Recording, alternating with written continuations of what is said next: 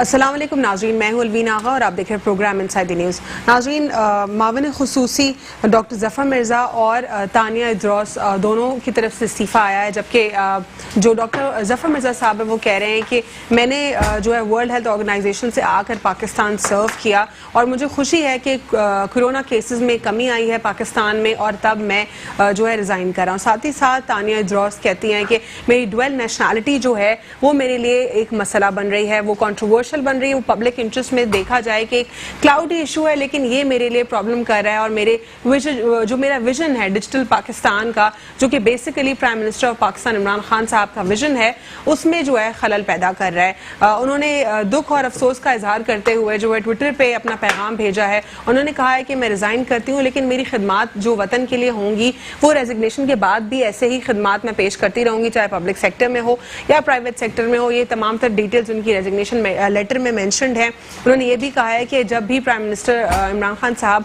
समझे कि उनके असिस्टेंस की जरूरत है तो उनकी असिस्टेंस भी अवेलेबल होगी।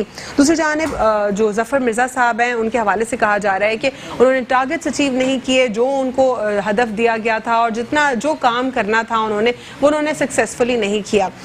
साथ ही साथ इसके दोनों ओवरऑल सिनेरियोज के ऊपर बात करेंगे। क्या ये दो अहम मावन खुसूसी जिन्होंने रेजिग्नेशन दिया है, क्या रिजाइन खुद किया है इन्होंने खुशी से या करवाया गया है? वजह क्या हो सकती है? क्या अपोजिशन जमातें इस वक्त टफ टाइम दे रही हुकूमत को? क्या ये अपोजिशन जमातों का एक प्रोडक्टिव रोल है अगर इन दो पोजीशन से जो एडवाइजर्स हैं उन्होंने अब हाल ही में रिजाइन किया है?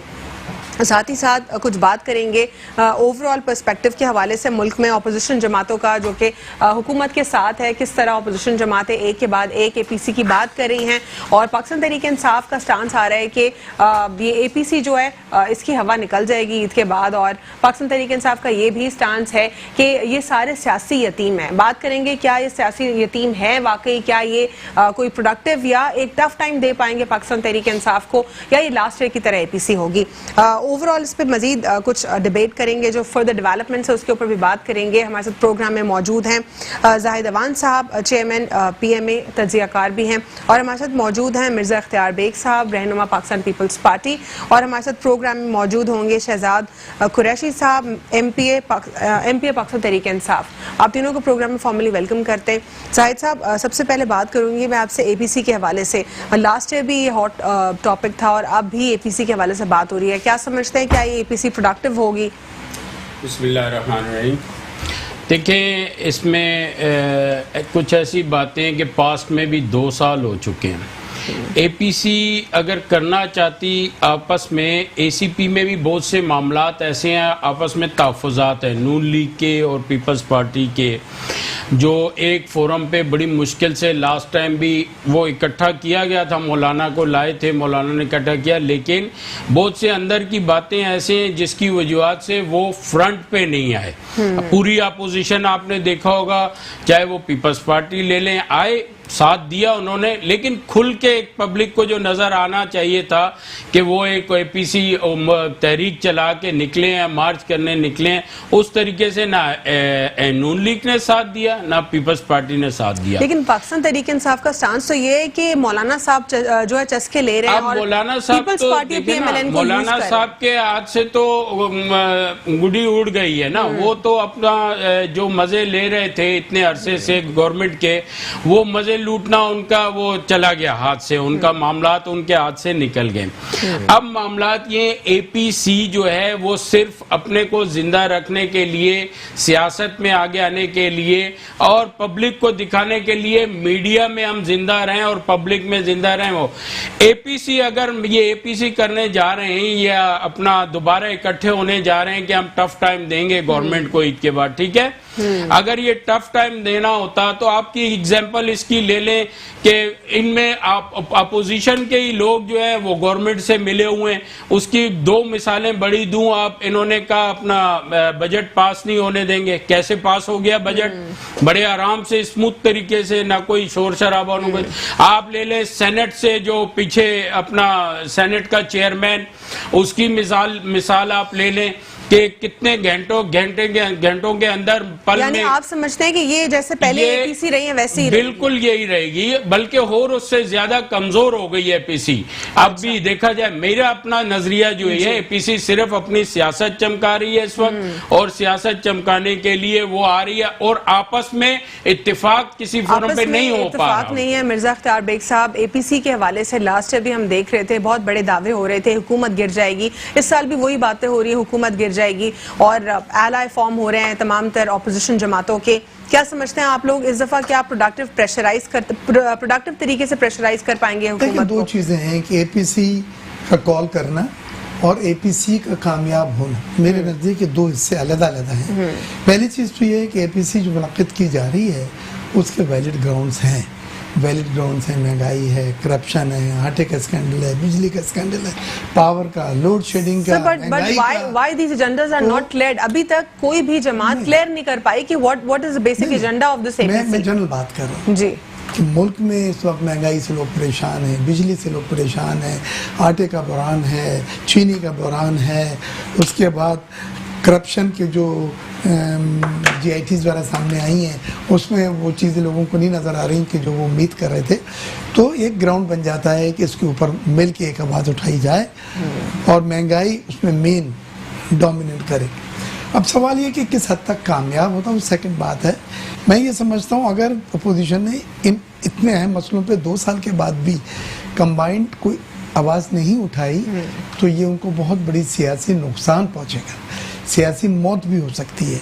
लिहाजा ये तमाम सियासी जमातों की ज़रूरत बन गई है कि एपीसी में कॉल करके उन इश्यूज़ को एक आवाज़ होकर उठाई जाए और उसके लिए प्रेशर बिल्डअप करने के लिए सर ये तो जो भी जनरल पर्सपेक्टिव से बात करें ना कि इन्फ्लेशन है और बहुत सारे इश्यूज हैं जिनको एड्रेस होना लाजमी है, लेकिन जब हम अपोजिशन जमातों से सवाल करते हैं कि आपका एजेंडा क्या है एपीसी का, तो कोई बताता है कि हम जो बजट अप्रूव हो गया उस पर करें, लेकिन बजट अप्रूव कैसे हुआ, फिर उस पर कुछ कहते हैं कि हुकूमत गिराएंगे जो कि एक गैर जमहूरी इक़दाम है। तो ये क्लैरिटी नहीं है। पीपल्स पार्टी तो गैर जमहूरी इक़दाम की किसी की भी हिमायत नहीं करती और न करेगी।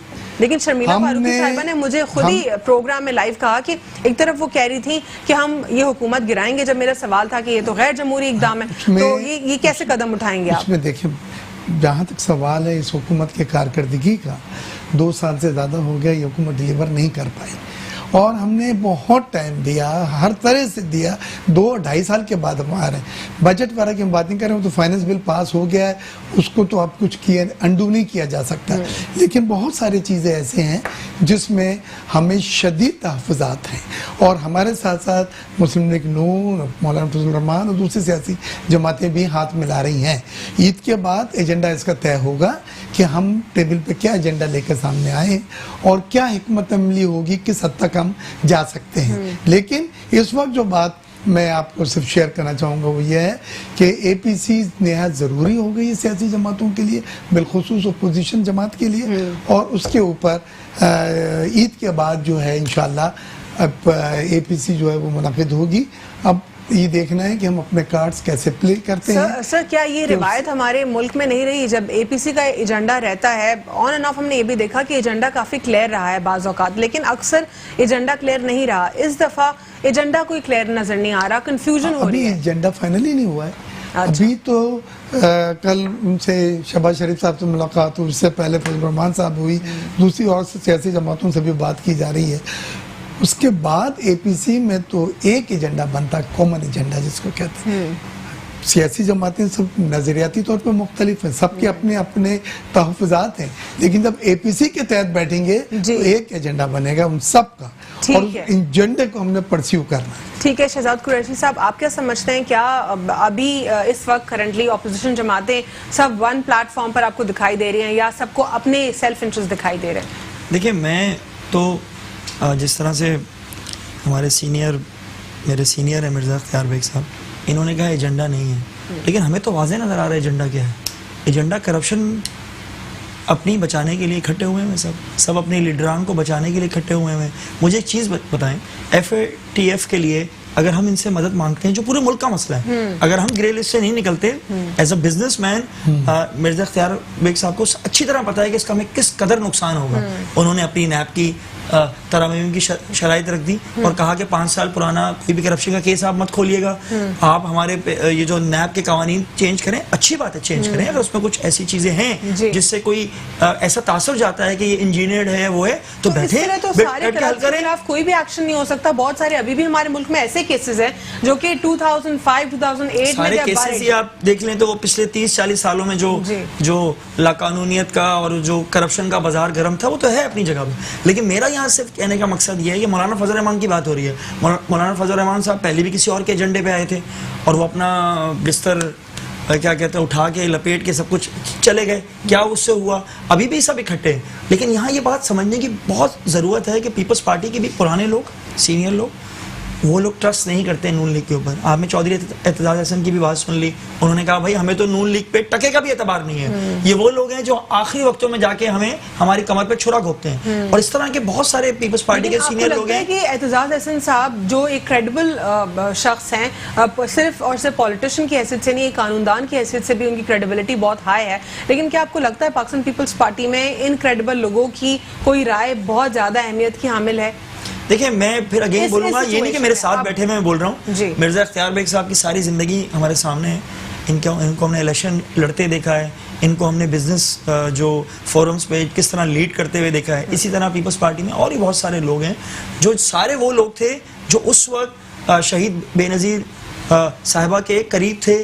और उस वक्त वो थे, आपको पता है जब जरदारी साहब ने इसको टेक ओवर किया पार्टी को, तो उसके बाद काफ़ी हद तक चीज़ें चेंज हो गई। लेकिन फिर भी अगर ये अच्छे लोग जिनकी थोड़ी बहुत तो मैं नहीं कहूँगा अच्छी खासी क्रेडिबिलिटी है और इस पर अगर वो कुछ तबसरा करते हैं तो उनको सोचना चाहिए, क्योंकि देखें पूरे पाकिस्तान की जमात थी है, अब एक डिवीजन की जमात रह गई है।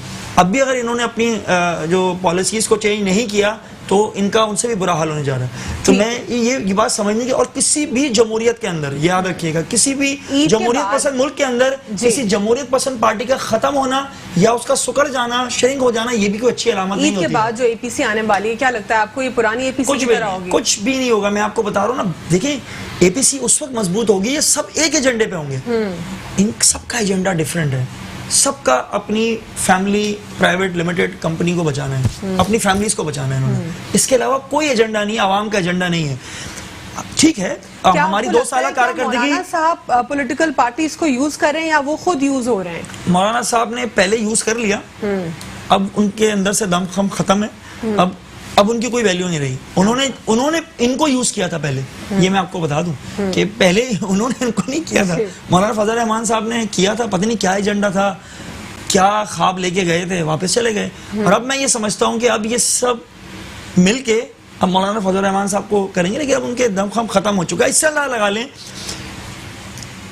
हमारी मकामी कराची के अंदर, और इस पे मैं समझता हूँ कराची में रहने वाला कोई भी जबान बोलने वाला हो जो कराची का डोमिसाइल रखता है, क्या यहाँ के लोग मर गए हैं खुदा ना खास्ता?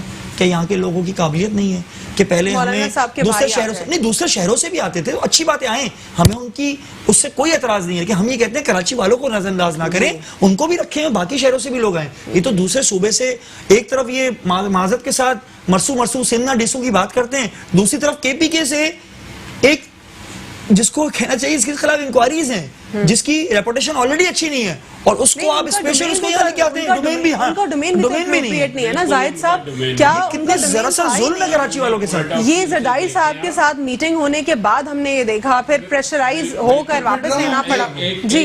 लेकिन सर विड्रॉ तो हो गया, लेकिन सर ये सारी मिर्जा साहब की बात ये देखिए, विड्रॉ कराया गया है, अपोजिशन पार्टियां पसंद की जो है, एमक्यूएम ने कहा हम कोर्ट में इसको ले जाएंगे कि इसको देखिए इसको तो करना ही था, एक तो टोटली ये इलीगल इकदाम लिया गया। अब बात ये अपोजिशन जो भी कर ले, वो पहले वाली बात वो दम नहीं रहा, जैसे शहजाद ने कहा है, इसलिए कि मफादात की जब अवाम को छोड़ के, पाकिस्तानी अवाम को छोड़ के अपने मफादात के लिए जब लीडर्स इकट्ठे होंगे ना, सिर्फ अपने, जैसे कि मैं इत्तेफाक करता हूँ, भाई ने कहा कि अपने कंपनी लिमिटेड कंपनी बचाओ, फैमिली के जो असासे हैं वो बचाओ, जब मकसद वो होंगे लीडरों के, तो फिर वो पार्टियां इसी तरह तबाही की तरफ होंगी और तबाह ऑलरेडी हो चुकी हैं। लोगों का ट्रस्ट अब अवाम के लिए कह रहे हैं ना, हम आवाज उठाएंगे। अवाम किस क्राइसिस से गुजरी है, पूरी पाकिस्तान की अवाम, और फिर खासकर आप सिंध की अवाम ले लें। सिंध की अवाम के साथ तो एक आपस की नूरा कुश्ती में कितना बड़ा गेम हुआ है, कितना उनको किस दहाने पे ला के खड़ा कर दिया गया है कि रोटी उनको नसीब नहीं है एक टाइम खाने की इज्जत से। सर अब मैं आऊंगी, आपसे बात करना चाहूंगी जो प्राइम मिनिस्टर साहब के एडवाइजर्स ने रिजाइन किया है। पहले बात करते हैं तानिया साहिबा के हवाले से। वो एक पिवटल रोल प्ले कर रही थी डिजिटल पाकिस्तान के विजन को पूरा करने में, जो एक कंप्लीट विजन है प्राइम मिनिस्टर इमरान खान साहब का भी। उन्होंने अपने ट्वीट में भी जो है इजहार किया कि पाकिस्तान में बहुत सारी क्लाउडी चीजें हैं जो कि डोमिनेट कर रही हैं एक प्रोडक्टिव चीज के ऊपर, और उनका ड्वेल नेशनैलिटी का जो मामला है उसकी वजह से उनको रिजाइन करना पड़ा, looking at the public interest. क्या पब्लिक इंटरेस्ट में इस तरह छोटी मोटी बातें इतना अफेक्ट कर रही हैं कि एक क्रेडिबल बंदा खुद छोड़ के जा रहा है? नहीं, पहले तो इसमें 2-3 बातें हैं, मैं वाज़ेह कर दूं कि एक तो सबसे पहले ये गलत फहमी आवाम की आपके चैनल की तवज्जो से दूर हो, ये खुद नहीं छोड़ के जा रहे हैं, इनसे इस्तीफा लिया गया है। तो और ये बड़े अरसे वजह 2-3 है। एक तो सबसे बड़ी वजह है ड्यूल नेशनलिटी की वजह। लेकिन वो एडवाइजर हैं, वो कोई एमपीए या एमएनए, मैं आगे और वजूहात बता रहा हूँ जो कि बड़े सीरियस एलिगेशंस भी हैं कुछ। दूसरी एक अपना digital foundation digital Pakistan foundation जो है उसकी कंपनी, उस कंपनी को ये चला भी रही है पाकिस्तान में, ठीक है। फिर इनके इसी कंपनी डिजिटल फाउंडेशन पाकिस्तान के मामलात के अंदर आपको पता है जहांगीर तरीन साहब नाअहल भी होते थे और इसके डायरेक्टर भी इस कंपनी के रहे। ये नहीं है कि ये आज इस्तीफा दे दिया गया या आज ही ले लिया गया है, ये तहकीकात चल रही थी जो अपना तानिया उद्रूस के लिए ये तहकीकात, ये इन्वेस्टिगेशन हो रही थी। अब जब उन्होंने उनके जो वजीर आजम साहब ने कमेटी में जब इससे तानिया उद्रूस से जब मांगा कि ये आप जो फंडिंग जो आ रही है इसमें आपकी फाउंडेशन जो है ये क्या नाम है इसका, डिजिटल फाउंडेशन, ठीक है, इसकी फंडिंग का आप मुझे इसका बताएं, अपना कन्विंस करें कि आप इसमें क्या कर रही हैं और ये कहां से आ रही है फंडिंग। तो वो सेटिस्फाई नहीं कर पाई वो अपना वजीर आजम को इस मामलात पे। अच्छा। जिस पे वजीर आजम ने इनको कहा कि उनके जब उनको बिल्कुल सेटिस्फाई नहीं कर पाई तो उन्होंने इस बात से इस्तीफा मांगा है। ड्यूल नेशनलिटी पे सिर्फ इस्तीफा नहीं है। अच्छा। और उस पे सवालात और भी, इसमें कई बातें हैं, आप डीपली जाएं तो मामलात से दूसरे वुज़रा के भी और अवाम की तरफ से भी फिर बिल्कुल दुरुस्त नहीं। वज़ीर आज़म का बिल्कुल अप्रिशिएट करते हैं कि अपनी टीम अंदर वो अपनी सफ़ों में अगर रिसर्च कर रहे हैं और ऐसे लोगों को निकाल रहे हैं तो बड़ी अच्छी, चाहे वो कोई उनको इतला कर रहा है उसके कहने में निकाल रहे हैं या कहीं खुद इन्वेस्टिगेशन करके ये इकदाम उठा रहे हैं, इसको बिल्कुल मैं एज ए पाकिस्तानी अप्रिशिएट करूंगा वज़ीर आज़म के साथ। तो ये मामलात हैं, इस तरह के एक दो और मामलात हैं जो कि डॉक्टर जफर मिर्जा के हवाले से क्या कहेंगे? डॉक्टर जफर एलिगेशंस हैं, क्या इस वजह से उनको रिजाइन करना पड़ा? इसी तरह डॉक्टर जफर मिर्जा का भी सिर्फ रिजाइन उन्होंने नहीं किया, रिजाइन लिया गया उनसे इस्तीफा इसलिए लिया गया है। डॉक्टर जफर मिर्जा पे भी 2-3 किस्म के एलिगेशंस थे सीरियस। एक तो आप ये ले वो अपना टारगेट पूरा नहीं कर सकते, ये तो एक आम है कि जो वजीर आजम ने उनको दिया था अपना कोरोना के उस पे। दूसरी एक वजह ये है जफर मिर्जा की इन्वॉल्वमेंट की बातें आई वजीर आजम की कमेटी में, इस सीसी की कमेटी में आई अपना कि इनका ये जो दवाइयों का उन पे एक एलिगेशंस था, इंडिया से दवाइयां मंगाई गई हैं, वो डॉक्टर मिर्जा साहब सेटिस्फाई नहीं कर सके। अच्छा, वो भी एक मसला है बड़ा। और फिर आप देख लें 2 करोड़ मास्क का मसला उन पे एलिगेशन लगा, उसमें भी वो सही तरीके से सेटिस्फाई नहीं कर सके, वो एलिगेशन भी उन पर है। फिर आप सुप्रीम कोर्ट का देख लें, डॉक्टर मिर्जा पे उनका भी सुप्रीम कोर्ट ने भी बुलाया और उनको कहा कि आप आके बैठे। तो इस तरह के कई ऐसे मामलात हैं जिसकी वजह की बिना पर डॉक्टर मिर्जा साहब से जो है, जफर मिर्जा साहब से इस्तीफा लिया गया है। उन्होंने नहीं दिया साहब, इस्तीफा लिया गया है, उन्होंने खुद नहीं दिया, दोनों इंडिविजुअल्स ने। क्या समझते हैं आप, ये प्राइम मिनिस्टर साहब का एक अच्छा इकदाम है या नहीं? देखिए, ये अच्छा इकदाम है और जो चीज़ अच्छी है उसकी तारीफ करना चाहिए। इस्तीफा लिया गया है, principal secretary to prime minister ने उनको अपने ऑफिस में बुला के उनसे कहा कि जो बातें सॉरी एक बात रह गई, तहकीकात पे शहजाद अकबर साहब को लगाया हुआ था, काफी अरसे से इस चीज की इन्वेस्टिगेशन चल रही थी। तो आज सुबह जो मीटिंग हुई है उसमें शहजाद अकबर भी थे और आजम साहब भी थे जो प्रिंसिपल सेक्रेटरी हैं, और दोनों ने उनको बुला के कहा कि बेहतर है कि आप रिजाइन कर दें इन ग्राउंड पे। जफर साहब ने तो सुप्रीम कोर्ट में भी जितना कंट्रोवर्शियल ये रहे हैं, जो बयानात आ गए, यहाँ तक आ गए कि इनको वो कह रहे हैं कि मैंने वर्ल्ड हेल्थ ऑर्गेनाइजेशन से रिजाइन किया, मैं पाकिस्तान आया सर्व कर रहा हूँ। लेकिन अगर ये आने के बाद इस तरह की इन्वॉल्वमेंट नहीं होती, एलिगेशंस नहीं होते, तो और भी लोग काम कर रहे हैं, कोई मसला नहीं था। लेकिन इनके साथ ड्रग की प्राइसिंग के ऊपर भी इशू है, इंडिया से भी जो इंपोर्ट की गई है, मास्क के ऊपर भी इनके ऊपर एलिगेशंस लगे हैं, और सुप्रीम कोर्ट ने तो बड़ा वाज़ेह इनको कह दिया था कि इनको हटाएं। वो तो आपके अटॉर्नी जनरल ने बोला कि सर इस वक्त मुल्क डूब रहा है, कोरोना वायरस के वबा में फैला हुआ है, इस वक्त एक आदमी सब चीज़ें डील कर रहा है, आप हटा लेंगे तो कोरोना वायरस जो है पूरे मुल्क में मैसअप हो जाएगा। लिहाजा उन्होंने जरा सॉफ्ट अप्रोच रखी और इनको नहीं हटाया। लेकिन जो तहकीकात शहजाद अकबर कर रहे थे, तो जब जुम्मा कराई गई वजीर आजम को, तो उसमें इनकी इन्वॉल्वमेंट बड़े वाज़ेह हो गई। अब ये तो एक बात कंटिन्यू कर लीजिएगा, मैंने ब्रेक लेना है, यही से कंटिन्यू कर लेते हैं। छोटा सा वक्फा लेंगे, यही से कंटिन्यू करते हैं। Stay with us on inside the news. Welcome back after break. नाज़रीन, ब्रेक से कबल हम बात कर रहे थे पाकिस्तान पीपल्स पार्टी का, मैं इसके ऊपर स्टांस जान रही थी कि आखिर क्या समझते हैं वो, ये जो इंटरनेशनल या डुअल नेशनैलिटी होना, क्या ये एक एडवाइज़र के लिए भी जुर्म है, और क्या ये रीज़न नहीं है, क्या बाकी और एलिगेशंस की वजह से दो एडवाइजर्स को रिजाइन करना पड़ा? जी इख्तियार बेग साहब। देखिए, special assistant to prime minister दूसरे भी लोग हैं जिनकी ड्यूल नेशनलिटीज़ है, नदीम बाबर वगैरह, उनकी काफ़ी लोग और भी लोग हैं जिनकी ड्यूल नेशनलिटीज़ है। तो मैं इस बात पे मानने को तैयार नहीं हूँ कि उस बुनियाद के ऊपर इनको निकाला गया। अच्छा। इनकी चीज़ जो अमान साहब ने की और जो मैंने उसको फर्दर आपको एक्सप्लेन किया, इनकी एलिगेशंस, इनके इन्वॉल्वमेंट, कुछ चीज़ें ऐसी थी, और शहजाद अकबर साहब ने कुछ जो प्रोब किया था प्राइम मिनिस्टर उससे मुतमईन थे, इनको मौका भी दिया गया, उसके बावजूद जो हैं वो मुतमईन नहीं कर सके। एक ये अच्छी बात है कि अगर टीम में कुछ ऐसे लोग हो जाते हैं कि जो आप समझते हैं कि इमोरल काम कर रहे हैं और मेरिट पे काम नहीं हो रहा है, तो बिल्कुल उनकी सफाई करनी चाहिए। लेकिन मैं एक दूसरे एंगल से भी बात करना चाह रहा हूँ। देखिए, पाकिस्तान में ब्रेन ड्रेन हुआ था और यहाँ के जीनियस लोग जो हैं बाहर अमेरिका, कनाडा, यूरोप में सब चले गए थे। ये वो लोग हैं चंद जो अपने फील्ड के ब्रिलियंट प्रोफेशनल्स हैं। तानिया एंड्रोस जो थी, ये गूगल में डायरेक्टर थी। यस, मल्टीपल, इसके पास मल्टीपल मास्टर्स की डिग्रीज हैं इंटरनेशनल यूनिवर्सिटी से, और डिजिटल पाकिस्तान का इसने एक पूरा रोड मैप बनाया हुआ है, जो पाकिस्तान का ख्वाब था, या डिजिटल पाकिस्तान में हमने जाना है, क्योंकि आने वाला वक्त डिजिटलाइजेशन का है, सही है ना? तो उसके लिए she was masterpiece, she was the best.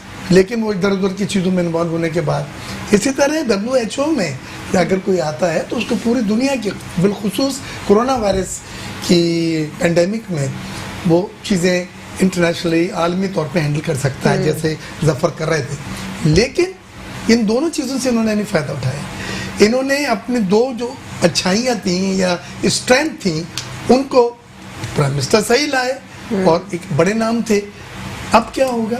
अब इस तरह के प्रोफेशनल, ब्रिलियंट प्रोफेशनल आते हुए घबराएंगे। वो कहेंगे पाकिस्तान में आके तो कल का कुछ पता ही नहीं, जरील हो जाना है, निकाल देना है हमने, और ये मुल्क के लिए नुकसानदेह होगा। तो दो चीज़ें अलग-अलग हैं। इन्वॉल्वमेंट में निकाला गया है, बिल्कुल सही किया, मैं अप्रिशिएट करता हूँ इमरान खान साहब को। लेकिन जिस तरह से स्टार बेग साहब, आप तो हमेशा से बहुत ही बैलेंस बात करते हैं, लेकिन ये अनफॉर्चुनेटली अगर आज दूसरा ऑपोजिशन जमात से कोई और शख्स मौजूद होता, मुझे लगता है कि वो शायद इसमें भी कोई इशू ही क्रिएट होता दिखाई दे रहा होता। देखिए, ब्रिलियंट लोग, प्रोफेशनल्स मुल्क में हमें ज़रूरत है, क्योंकि हमारे पास जो कैबिनेट है या जो इलेक्टेड लोग हैं इस बार, वो न होने के बराबर कोई पोर्टफोलियो मैनेज कर रहे हैं। ज्यादातर लोग इम्पोर्टेड में लफ्ज करता हूँ, लिहाजा कोई बात नहीं, उसमें कोई बुराई नहीं होती। टेक्नोक्रेट आपके पास अपना नहीं है। अगर मेरी ऑफिस में अगर 2 सेक्टर्स में आदमी नहीं है तो मैं आउटसोर्स कर लेता हूँ, कोई मसला नहीं है, आउटसोर्स करके अपना काम करा लेता हूँ। तो वो तो सही था, लेकिन इन्होंने जो कारकर्दगी की उस पे सवालिया निशान बहुत सारे उठे थे और उसकी बुनियाद पे इन्हें निकाले गए, नॉट बिकॉज कि ये प्राइम मिनिस्टर, एब्सोल्युटली ये बात नहीं है। बड़े वसूख से ये बात उसी में जॉब कर रही थी ना, उसी इदारे में जॉब करनी, इसकी जिम्मेदारी दी गई थी। इफ्तार बेग साहब भी यही कह रहे हैं और जाहिद अवान साहब भी यही कह रहे हैं कि dual nationality was not a problem, उनके डिफरेंट एलिगेशंस जो हैं उनकी वजह से उनको रिजाइन करना पड़ा। क्या कहेंगे आप इस ओवरऑल सिनेरियो के ऊपर? ओवरऑल मैं आपको एक बात बताऊं, मैं जाहिद साहब की तो कुछ बातों से मैं इत्तेफाक नहीं करूंगा, क्योंकि जाहिद साहब ने तो पूरी स्टोरी बताई, ऐसा लगा जाहिद साहब वहाँ मौजूद थे। इतनी एग्जैक्ट स्टोरी थोड़ा सा खतरनाक भी होती है कि इस तरह से तहकीक चल रही है, इन्वेस्टिगेशन शहजाद अकबर साहब 3 माह से अंदर की बातें हैं, साल से और बहुत सारी चीजों की तहकीकात कर रहे हैं। वजीर आजम के मावन है वो कह रहे हैं, तो इस पे सबसे इम्पोर्टेंट बात वजीर आजम को ही जाएगा, उनके कहने पे होती है एक सबसे जिस चीज की भी वो तहकीकात करनी। सबसे इम्पोर्टेंट बात मैं आपको करूँ, कोई ऐसी, वो कहते हैं ना, खान साहब भी कहते हैं घबराने वाली बात नहीं है। परफॉर्मेंस में गए, ये कहना कि इंडिया से दवाइयां मंगाई फलां से, तो इंडिया से तो बहुत सारी दवाइयां आ रही थी, रेबीज आ रही है। मेरी वाइफ LRBT में काम करती है, LRBT ये इसमें कुछ दवाई, एक ऐसी दवाई है जिससे आंखें बच सकती हैं, वो दवाई वहां से सस्ती मिलती है, बाकी कंट्रीज से कोई पता नहीं कितने गुना ज्यादा मिलती है, इससे कोई फर्क नहीं पड़ता। तरीकाकार ये किस तरीके से मंगाई गई ये इंपॉर्टेंट है। और रही बात, मैं यहाँ पर मिर्जा इख्तियार बेग साहब की बात को सेकंड करता हूँ, जो लोग बाहर से आ रहे हैं वो हमारा सरमाया है, इसी मुल्क से गए हुए, एग्जैक्टली हमारा पार्ट है जी। अगर हम उन्हें बुलाते हैं तो वो भी फिर उस मेरिट पे पूरा उतरे, क्योंकि अगर खुदा ना खास्ता इस तरह की चीजें होंगी तो उससे क्या होता है, जो बाहर बैठा हुआ हमारे ब्रेन है, जो पाकिस्तान का ब्रेन था, जो पाकिस्तान चला गया, वो डिस्करेज होगा, वो डिस्टर्ब भी होगा, वो आने से घबराएगा। मैं लेकिन इसके साथ में एक और चीज बोल दूं, खान साहब की शुरू से ये पॉलिसी थी, लोग कहते थे खान साहब ने बात की है, अभी तक देखो किसी को निकाला नहीं है। एक तरफ ये कहते हैं, दूसरे कहते हैं यार खान साहब को तो मिनिस्टर हर दफा चेंज हो जाता है, तो आप इसको पॉजिटिव वे में लें। खान साहब कहते हैं परफॉर्म नहीं करोगे, मैं यही बात जानना चाह रही थी इफ्तार बेग साहब से, परफॉर्म नहीं करोगे तो सबको जाना होगा, चाहे खान साहब के वो दोस्त हैं, चाहे वो खान साहब के पार्टी में पुराने थे, नए थे, जो भी थे, जो परफॉर्म नहीं करेगा या खुदा ना खास्ता कोई करप्शन में इन्वॉल्व होगा वो जाएगा, क्योंकि खान साहब खुद एक ईमानदार, एक ऑनेस्ट प्राइम मिनिस्टर हैं, वो किसी सूरत अपने अंडर में कोई करप्शन बर्दाश्त नहीं करेंगे। ठीक है, इस ओवरऑल सिनेरियो के ऊपर आपका एक बैलेंस्ड व्यू दिखाई दे रहा है। नैब के वाले से आप क्या समझते हैं? नैब के प्रोविजंस के ऊपर बातचीत हो रही है, ऑपोजिशन जमातें, जब कुछ माह कबल आप लोगों ने कुछ प्रोविजंस अनाउंस किए थे, उस वक्त ऑपोजिशन जमातों ने उसको मुस्तरद कर दिया था, लेकिन अपना कोई पॉइंट ऑफ व्यू उसके ऊपर जाहिर नहीं किया। अब दोबारा बातचीत हो रही है इस पर। देखिए, अभी FATF की बात हुई, उसके अंदर भी हमने इन्हें दावत दी, उस पे भी हम आएंगे, FATF के मामले पे भी बात, मैं इसको कंटिन्यू करता हूं। उसमें नैब की इन्होंने कह दिया कि भाई नैब में तरामीम करें। आप यकीन करें, मेरा ज़ाती मौक़िफ़ भी है और ये PTI का भी है कि अगर कोई चीज़ 19-20 है तो आए बैठे, उसको हल करें, उसमें बेहतरी ला सकते हैं, बेहतरी लेके आए। कोई चीज़ हरफ़े आखिर नहीं होती है, लेकिन अगर सिर्फ और सिर्फ अपनी मर्जी के पॉइंट्स, जैसे कि आपने प्रोग्राम में जिक्र किया, उससे पहले मैंने भी जिक्र किया कि 5 साल पुराने नहीं होंगे, फला नहीं होगा, ये नहीं होगा, वो नहीं होगा, ऐसे नहीं चलता। इस तरह तो सब बच जाएंगे ना? सब बच जाएंगे। इसका मतलब है कि लिटिगेशन, वैसे भी लिटिगेशन जो है प्रोसेस फेयर ट्रायल के चक्कर में विद ड्यू रिस्पेक्ट लंबा हो जाता है। फिर हम बोलेंगे, ये कहता हूं हमेशा कि नून लीग ने पीपल्स पार्टी पे मुकदमा किए, पीपल्स पार्टी ने नून लीग पे किए। कितने ऐसे मुकदमात हैं जिसकी वजह से अगर अपोजिशन सफर कर रही है, वो क्या कितने तहरीक इंसाफ के दौर में हुए? मैं सिर्फ ये पूछना ठीक है, आज नहीं तो कल सबकी बारी आएगी। नून लीग का स्टांस है, आपको लगता है कि नून लीग को वाकई खौफ है तभी वो अमेंडमेंट्स की बात कर रहे हैं? नून लीग के इस मौकफ की मैं हिमायत करता हूँ। नहीं, लेकिन आज हमारी नहीं तो कल किसी की बारी है कि जो करप्शन करेगा, मैं कहता हूँ, लेकिन वो हमारी पार्टी से क्यों ना हो, आज से कबल उसको सख्त से सख्त सजा मिलनी चाहिए। आज से कबल तो हमने ये स्टांस सुना अपोजिशन जमातों का, वो तो ये कह रहे हैं कि ये एज अ टूल इस्तेमाल हो रहा है, और आप कह रहे हैं कि सबकी बारी आएगी। देखिए, इसमें मैं आपसे मैं बेग साहब आऊंगी आपकी जानिब। देखिए, मौजूद अदालत ने कहा कि ये कुछ हमें इस पे खदशात हैं, नैब पे जो भी उन्होंने वो कहा, हम उनका भी एहतराम करते हैं। हम तो कह रहे हैं कि अगर आप समझते हैं कि इस कानून को बेहतर कर सकते हैं, एहतसाब के कानून को बेहतर कर सकते हैं, नैब को बेहतर कर सकते हैं, तो यू आर मोस्ट वेलकम। ठीक है, आए, लेकिन तरमीम ये ना हो कि अपनी मर्जी की हो, जिससे अपनी चॉइस की हो, अपने लीडर्स को बचाना हो। मैं इसमें सिर्फ एक बात ऐड करना चाहूंगा कि सुप्रीम कोर्ट के जो रिमार्क्स थे वो हिस्टोरिक रिमार्क्स थे, और उससे बड़ा वाज़ेह पता चल गया कि ये कंट्रोवर्शियल ड्रैकुलिन लॉ है, इसमें अमेंडमेंट की बहुत ज़रूरत है। मैं इसको जिस एंगल से देखता हूँ, क्योंकि नैब के चेयरमैन फेडरेशन में आए थे जब मैं सीनियर वाइस प्रेसिडेंट था, तो वहाँ पे भी मुझसे एग्री करके गए थे कि जो बिजनेस कम्युनिटी के केसेस हैं, टैक्स के, कस्टम्स के, विदहोल्डिंग टैक्स के, वो FBI को जाने चाहिए, और उन्होंने ट्रांसफ़र भी किए। तो इसमें काफ़ी सारी चीज़ें थी जो अमेंडमेंट की ज़रूरत है। सिर्फ ये देखा जाए कि कोई ऐसे लॉज तो नहीं है जो आइन को तजाद करते हैं।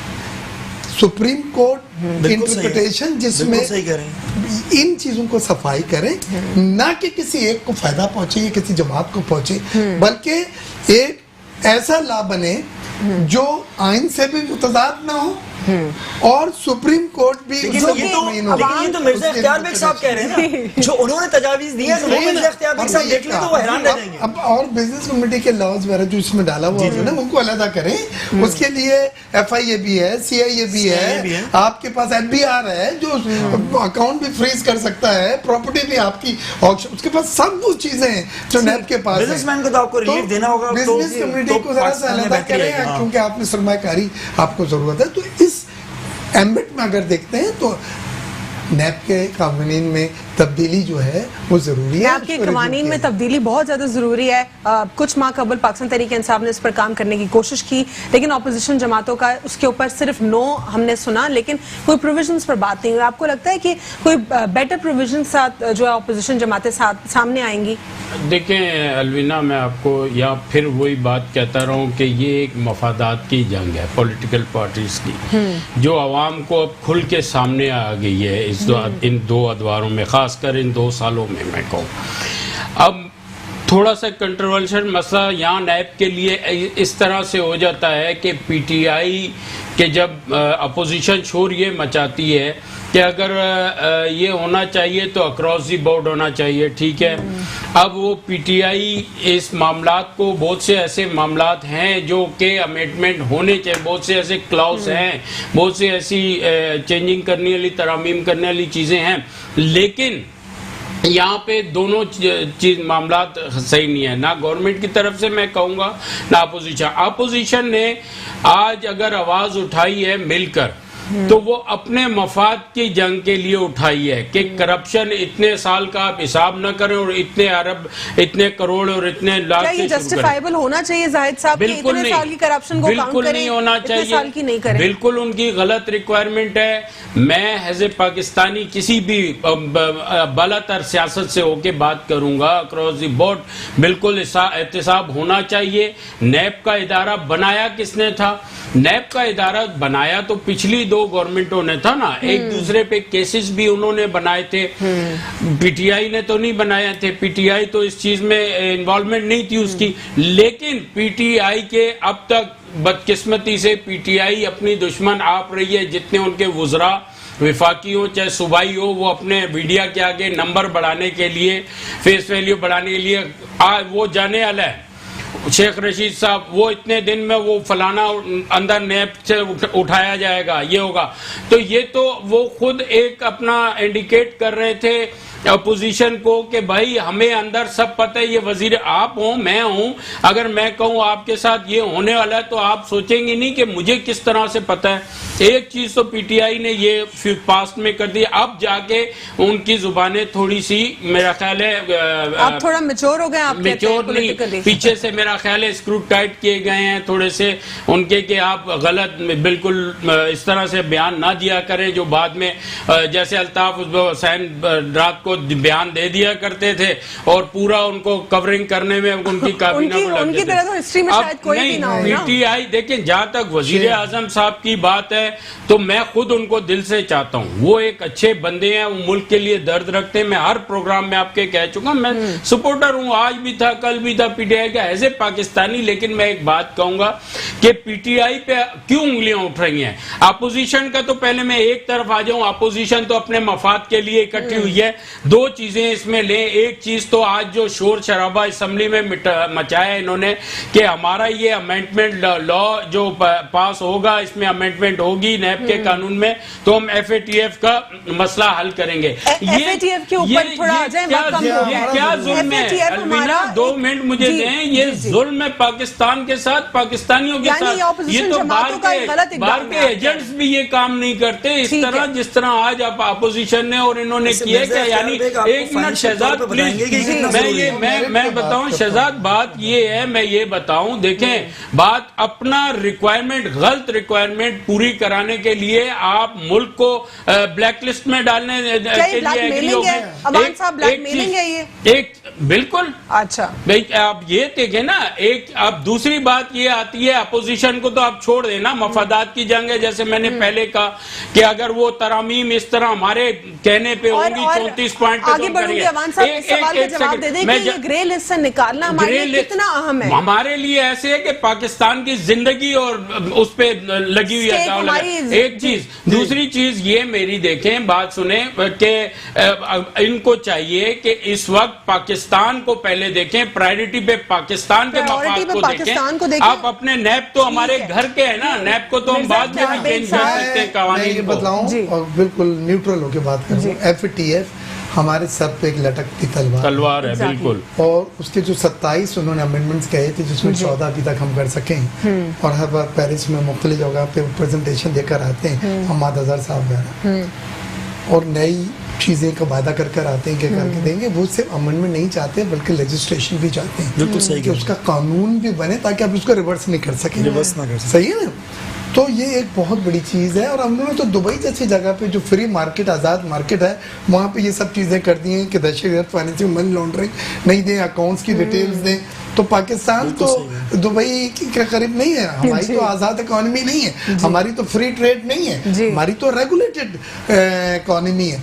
तो ये एफएटीएफ अगर खुदा न खास्ता आप ग्रे लिस्ट से, जो इंडिया भी चाहता है और इवन अमेरिका चाहता है, तो हमारे कुछ दोस्त हैं जो हमें वोट दे के अल्लाह का शुक्र है फिर भी चल रहा है। आखिरी बात, अब क्या हो रहा है, अगर नहीं होता तो हमारी एलसीएम बाहर एक्सेप्ट नहीं होगी, हमारे मुल्क में सरमायाकारी नहीं होगी, हमारा जो रेटिंग है वो डाउनग्रेड हो जाएगी, स्टैंडर्ड पुअर, मूवीज, ये सब बहुत बुरी तरह मुतासिर, और हमारा रुपए की कीमत डेप्रिशिएट हो जाएगा, रुपी डेप्रिशिएट हो जाएगा, बॉन्ड जो हमारे हैं वो गिरेंगे, इंतहाई कीमत गिरेगा। हम मुल्क के मफाद में बात कर रहे हैं कि जो वादा कर आए हैं एफएटीएफ में, जो कवानीन बनाने हैं, मिसाल के तौर पर, लेकिन ऑपोजिशन को कैसे समझाएंगे? आपने कैश लेके मुल्क में नहीं जा सकते, वो ये बताएं खत्म किया कानून, अब हम कैश लेके नहीं मुल्क में ठीक है जा सकते। बेग साहब, लेकिन ये जो बात आप कर रहे हैं ऑपोजिशन जमातें कैसे समझेंगी? देखिए आपको अपने आप से जरा सा हट के सोचना होगा। ठीक है, ये जो बेग साहब बात कर रहे हैं, आई विश ये तमाम तरह ऑपोजिशन जमातें भी यही स्टांस रखती हैं, क्योंकि ये business not in terms of business हमें हिट कर रहा है,